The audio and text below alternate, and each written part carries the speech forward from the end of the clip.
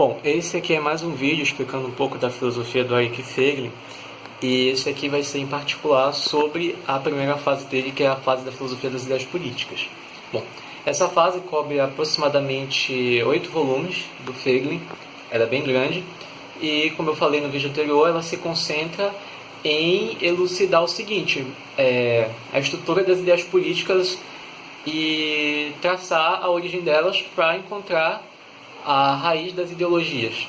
Bom, o insight principal nessa primeira fase do Feiglin foi quando ele encontrou, aproximadamente no volume 4 dele,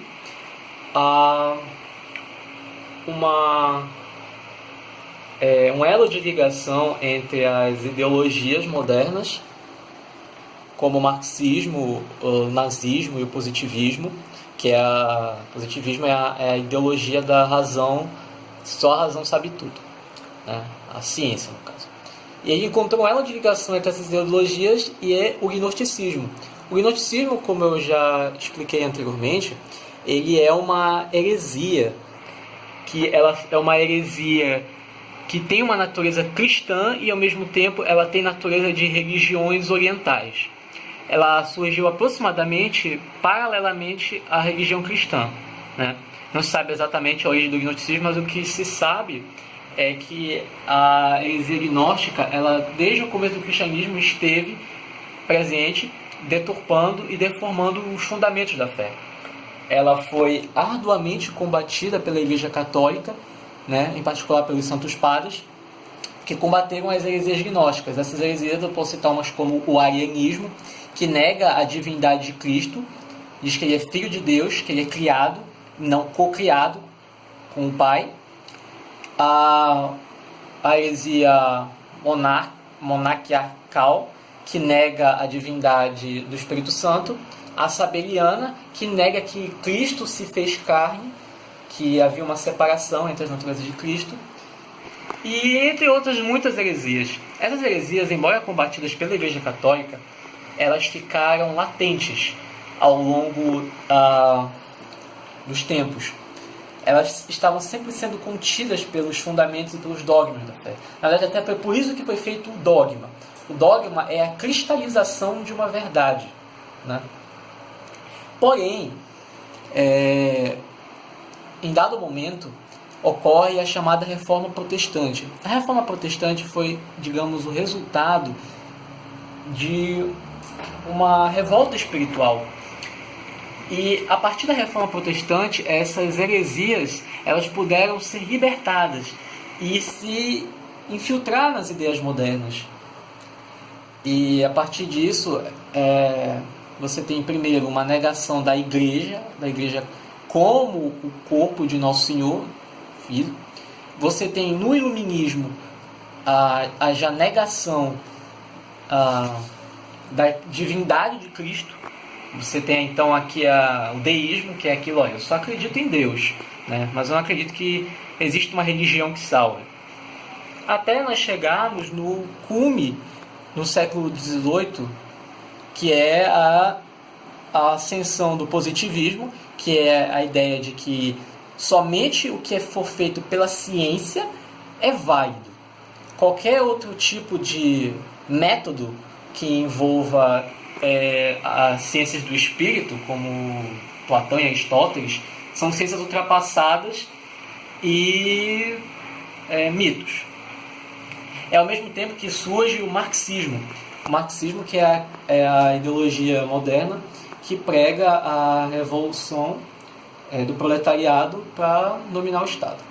É também aqui que nós temos a completa rejeição de um Deus supremo, do absoluto, e, na verdade, o Senhor, homem, é o Criador de tudo, né? E o ápice disso é o niilismo. O niilismo nada mais é do que a negação de sentido de toda a existência. O cume disso é o que a gente vê na modernidade com o nazismo e as ideologias pós-modernas. Bom, primeiro eu queria me concentrar também em refutar um pouco a questão do protestantismo. Por que essa parte do Feiglin foi tão polêmica? Bom, a grande polêmica se levantou porque ele achou um elo de ligação entre ideologias modernas que foram responsáveis pelas maiores atrocidades e a própria religião protestante. que até certo ponto são considerados irmãos separados em Cristo de católicos e ortodoxos. A questão principal é que o protestantismo ele nega dogmas, verdades fundamentais. Um dos dogmas é a negação da transubstanciação. Olha, o que é transubstanciação? Católicos e ortodoxos acreditam que o corpo e sangue de Nosso Senhor Jesus Cristo estão realmente presentes no pão e vinho que são dados na hora da comunhão. Bom, os protestantes dizem que eles não negam isso. Só que eles acreditam que o pão e o vinho existem consubstancialmente ao corpo e o sangue de Nosso Senhor Jesus Cristo. Só que isso não é afirmar nada. Porque, teoricamente, Deus está presente em tudo. Deus é onipresente na sua criação, mas ele não se confunde com ela. Então, eles não fazem, na verdade, afirmar nada. Só podemos afirmar que realmente ali ocorre um milagre quando a gente diz que o pão e o vinho são transformados totalmente no corpo e o sangue de Nosso Senhor. Aí sim que eles se tornam realmente presentes. Já não é só a onipresença de Deus, é a sua presença real, de fato. Além disso, o protestantismo cai na ideia de que qualquer um pode ter autoridade de interpretar validamente as Escrituras. Ora, a questão é que se você colocar que qualquer um tem autoridade, você está negando a autoridade espiritual de santos, profetas e místicos. Esses homens, como por exemplo Isaías, São Francisco de Assis, Santo Agostinho, São Tomás de Aquino, eles tinham uma autoridade espiritual, eles tinham sabedoria espiritual. E, portanto, a autoridade da igreja ela não vem em si somente do corpo, mas a autoridade dos santos. E ao negar isso, você submete a interpretação das Escrituras a qualquer indivíduo que se ache imbuído do Espírito Santo. Um terceiro erro é que o protestantismo ele abole a parceria do homem com Deus na salvação pessoal.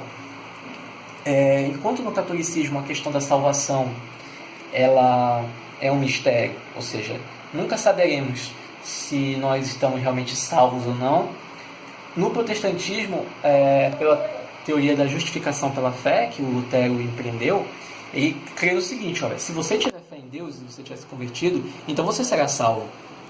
Basta ter fé e Deus faz tudo. Só que não é bem assim. É preciso que o homem participe na sua salvação. É claro que o homem não pode por si só se salvar. E é claro que os méritos do homem perto de Deus também não são nada. Mas as obras do homem são o agir da fé. É o homem mostrando que responde ao apelo de Deus. Só que no protestantismo isso se torna algo unilateral. Deus te elege, te escolhe e, em última análise, ele te salva, sem tu precisar fazer nada. Isso leva, em última análise, à teoria da predestinação, que foi destrinchada por João Calvino. A predestinação é, sem dúvida nenhuma, das, creio eu, mais cruéis interpretações que se pode dar ao cristianismo, onde Deus, antes da própria criação do mundo e dos seres humanos, ele já teria eleito aqueles que seriam salvos e aqueles que seriam condenados. Ou seja, Deus criaria seres humanos para serem condenados. Eles não teriam nenhuma possibilidade de se salvarem, né? E ele também elegeria homens que, não importa o que, as atrocidades que eles fizerem, eles poderiam ser salvos. Então, um dos erros dessa questão da predestinação, que o Calvino mal interpretou as Escrituras, foi porque você não pode aplicar a questão do tempo, que é a eleição de um homem, a condenação de um homem, a Deus, né?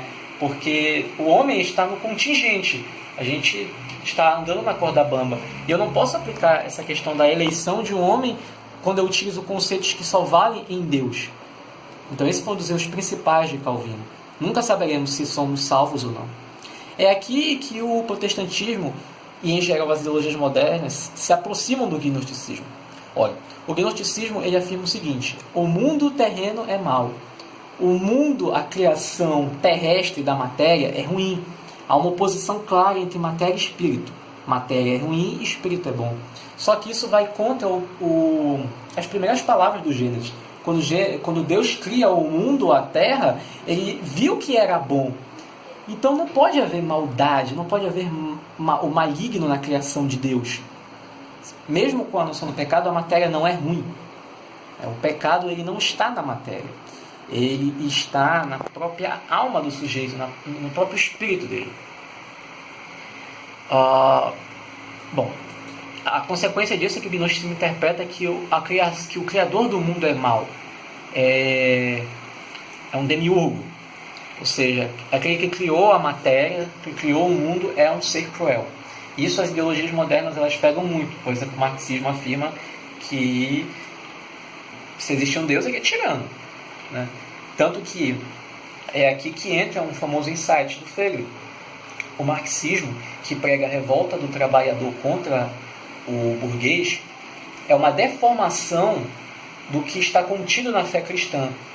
Substitua o trabalhador pelo justo do Antigo Testamento e o burguês pelo ímpio.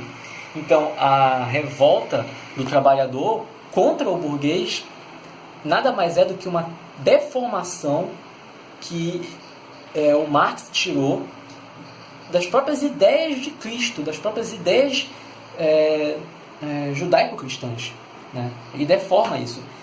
E ele cria uma espécie de mito em que a revolta do trabalhador se torna uma espécie de tarefa divina, de libertação do justo trabalhador pelo ímpio burguês. Então ele cria uma oposição dialética que nada mais é uma oposição entre o bem e o mal, maniqueísta entre o proletariado e o burguês. E essa libertação da prisão material é a libertação do sistema em si, né? E mais ainda, o gnosticismo, se ele afirma que a matéria é ruim, então ele vai negar que Deus se encarnou. Então, se Deus não se encarna, então isso vai rejeitar a divindade de Cristo. Se Deus não encarna em homem, na matéria, então a salvação do homem fica aniquilada. O homem não pode ser salvo se Deus, como São Paulo falou. Se Cristo não veio à carne, então vã é a nossa fé. Então o gnosticismo abole o maior fundamento da fé cristã. E, concluindo, o Frege então encontra um elo temporal e de ideia entre as ideologias modernas com as heresias gnósticas associado com as revoltas milenaristas. As mesmas revoltas que suscitaram homens no século XV e XVI a se revoltar contra a religião católica para impor as suas heresias, as suas interpretações, são as mesmas que fomentam as ideologias modernas de hoje, os revoltosos, marxistas, feministas, nazistas e o caramba, 4. O cerne deles é um ativismo político que é embasado numa fé no imanente, uma deformação da fé. Frege chama isso de religião política. Olha, o que significaria fé no imanente? A fé no imanente nada mais é do que você perverter o eixo de ligação do homem com o transcendente, o absoluto Deus, que é um eixo, digamos, vertical, né? E perverter no sentido horizontal, que é o imanente. E ao fazer isso, ele abole todo o sentido da existência humana. É por isso que se diz que as ideologias modernas, o gnosticismo, eles imanentizam o eschaton. O que é imanentizar o eschaton? O eschaton é o fim de tudo, né? É a última realização. E ele se encontra no eixo vertical, no transcendente. Imanentizar o eschaton é fazer isso aqui. É trazer o eschaton cristão, o fim das coisas, para o sentido humano. Como se tudo fosse resolvido na história. E não. O que o cristianismo fala é que, no fim de tudo, a história toda vai ser absorvida pela eternidade. E os gnosticismos não querem esperar isso acontecer. Eles querem apressar essa, digamos, segunda vinda, o apocalipse, né? E, bom, basicamente é isso. O principal insight da primeira fase do Frege. E o que pode ser realmente provado a partir de uma análise sensata da realidade. Quem não conseguir ver que o que anima certos ativistas ideológicos como os comunistas ou os nazistas é muito próximo de uma fé uma fé deturpada, mas uma fé capaz de mover um homem, uma massa, a praticamente se sacrificar em torno de um ideal deturpado. É por isso que esse é um dos principais insights da fé da filosofia do Ferri. E um insight também um pouco irônico, de certa maneira, porque enquanto as ideologias modernas pregam que a fé é uma coisa ruim, que a fé é cega, mal sabem eles que eles mesmos estão embasados numa fé. Só que a fé deturpada, a fé no próprio homem, o homem conquistando a sua própria salvação. E é isso, essa é a conclusão da primeira fase do Ferri. Espero não ter me alongado muito, espero que tenham gostado. E eu vou fazer mais 2 vídeos sobre as outras 2 fases da filosofia do Ferri. Até!